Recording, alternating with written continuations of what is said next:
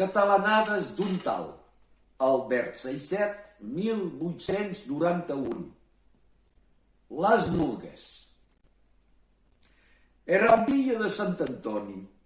Havia estat de bateig en un lloc prop d'ací. En tornant de la cerimònia, «Companys, cal menjar un bocí!», nos diu la padrina, la Paula. «Vaja», respon tothom, i nos posem a taula. Jo, me deia, menjotaràs poca cosa, una costelleta, beuràs un cop i t'aniràs cap a caseta. Me poc que així se va passar. Va ser a tot altra la cosa. Dins d'aquestos indrets, qui a taula se posa, pot pas sapiguer mai quan ni com se'n traurà. Nos varen servir plats i plats en desmasia, i d'una hora a la fi del dia, les barres sempre van marxar. Tot vis a vis tenia un mainatge que podia tenir 6 anys. En aqueixatge hom trap un rapell enfadús quan dura més d'un quarto d'ús. Hom sall de taula, hom se remena, hom va, hom ven un poc a per tot. Aquell pallago, no.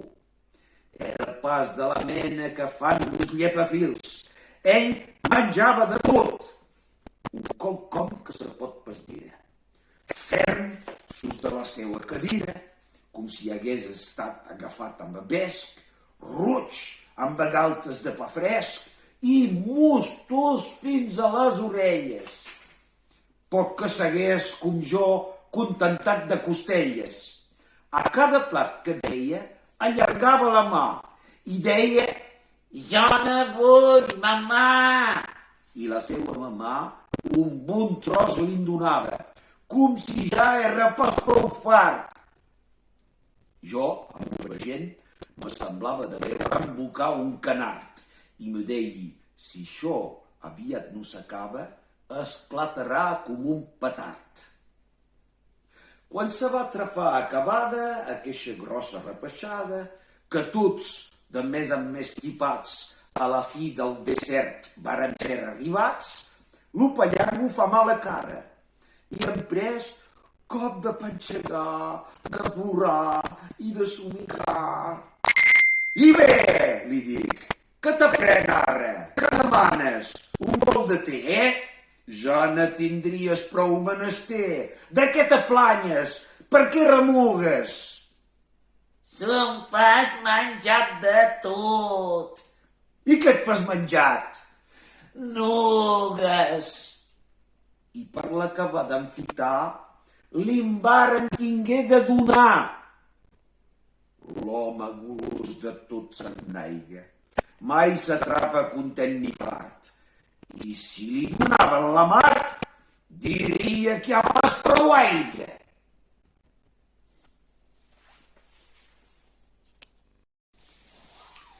Catalanades d'un tal, Albert Saiset, 1893. Un duel.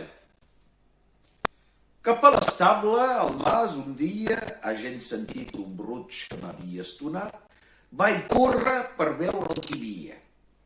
Era un burro mig tosquirat, al corn del rastell assecat, que a grans reguitnets salsejava amb el meu domèstic, l'Andreu. Com un desesperat l'orellut pernejava, i l'Andreu de gust s'hi tornava, a cops de peu.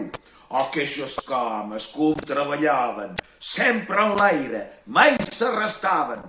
Si feien de més en més fort, si l'un d'ells pesca, és tort o mort. Ixint de netejar la boturga i els arnesos, lo domèstic portava uns esclops capcinesos, reblats i punxerruts com les banyes d'un bou, i lo rossí, ferrat de nou, amb un rescladís espantable, feia bispillejar lo pavat de l'estable. Me lo que hi havia de més vel, sé que eren enlluitant d'una lleialtat rara.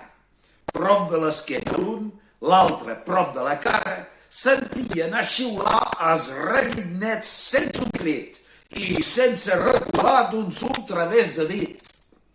«I I bé, Andreu, li dic, fent-lo morro. Quan és que tot això serà acabat? Què significa aquest combat? Me diu, mostrant-lo burro. Mossó, és ell que ha començat!